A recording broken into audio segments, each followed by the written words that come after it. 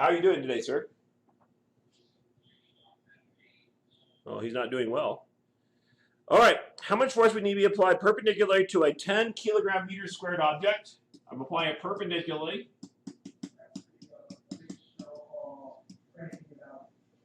So far, so good? Yeah. Okay. And I'm giving an acceleration of 2 radians per second squared. Agreed? Okay, yeah.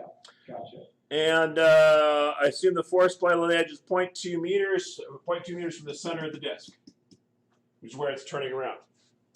So I didn't do it. This is not the way that was done. This problem was done. But this is the way I would do the problem. I'd go torque net is the sum of all torques. Yeah, okay. And then I'd go I alpha equals what torques are on this?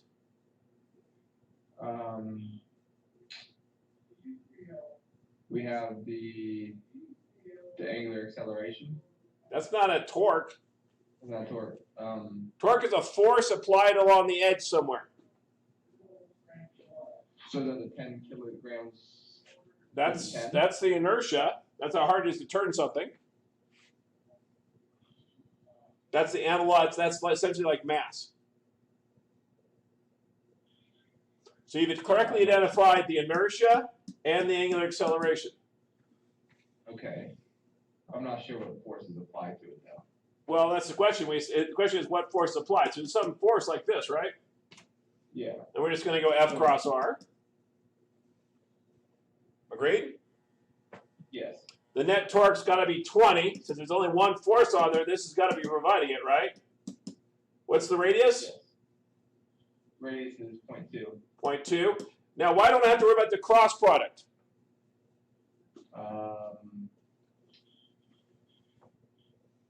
You don't have to worry about it because you're getting pushed perpendicularly. It's getting pushed perpendicularly. That means for sure it's exactly 90 degrees. So I don't have to worry about it all. All the force is being used perpendicularly, right? And so this becomes F times 0.2. So my force is? 4. Do that again. Whoops, my bad. 100. 100 newtons. All right. Now, the other class was stuck on a problem. I wonder if I could go back to it. That would be really cool. Physics C class is doing a torque problem.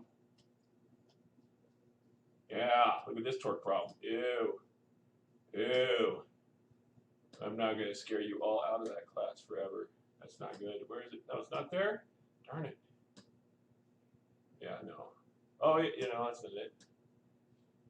Oh, yeah, this one right here. This is a, don't spend much time looking at this, but this is a picture frame, right? That's what it's supposed to be. With me so far, sir? Yes. And we got some sort of rope attached here, rope attached here. There's a lot of work that goes into this. But here's the thing that's interesting. A force is being applied here. In terms of supporting this weight, right? How much torque is this providing? That's a terrible question. I don't know. That just, it sounds like a good idea. Don't think about that. That's right. If I had a stick like this and I apply a force like that, how much torque is that providing? What do you mean? How do I know? If I'm trying to turn it like this, how much torque? How much does that help me? It's not helping you. It's not helping me. Okay, that was the point I was trying to make, and I did a terrible job. Is that okay? All right, I get that. Where if I apply it perpendicularly, apply force this way, it's all in. You could use the whole number. Going full on. Right. As we can. Fair enough? Yes, I get it. All right. Because I'm going to make a sharp left turn in the land of crazy. So to summarize, when dealing with torque, torque is a rotational analog of force, so it's like force, which means the torque net is equal to the sum of all torques. Exactly the same thing as F net, equal to the sum of all forces, right? Same thing here. We have, let me put it over here, F net is the sum of all forces. And then if I want to do it, this becomes I alpha, which is the same thing as MA. And this is torque 1 plus torque 2 plus torque 3 plus dot, dot, dot. And this is where I sum up all the forces, right? So they're analogs. The only thing that's really disturbing is torque is equal to F cross R, which is a little bit grumpy. In fact, every other angular quantity, the angular velocity times the radius is velocity. The angular acceleration times radius is acceleration. It's a little bit grumpy. Force has got it on the wrong side. It's actually the reverse way it normally is. All right, I feel like I'm talking to myself, which is a bad sign. I might not be talking to myself. I don't know. Winter, am I making sense? Yeah. You're okay? Yeah. All right, because I'm about to make a sharp turn in the land of something crazy. All right, let's do it. Sharp turn in the land of crazy. We're gonna calculate the center of mass of an object, not the inertia. I told you you're not gonna have to calculate the inertia of an object, but you do have to be able to calculate the center of mass of an object. Okay? And for this, I'm going to Bilotti is the person I would choose for this one. Bilotti, you with me? Yeah.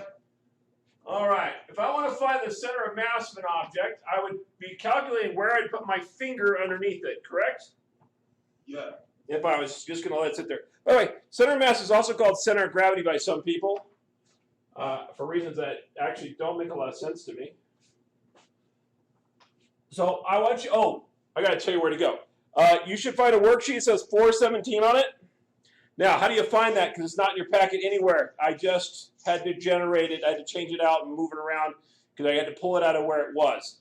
So you're going to have to go to Teams, front page, or in the posts, or you can go into Files and find it in Chapter 4.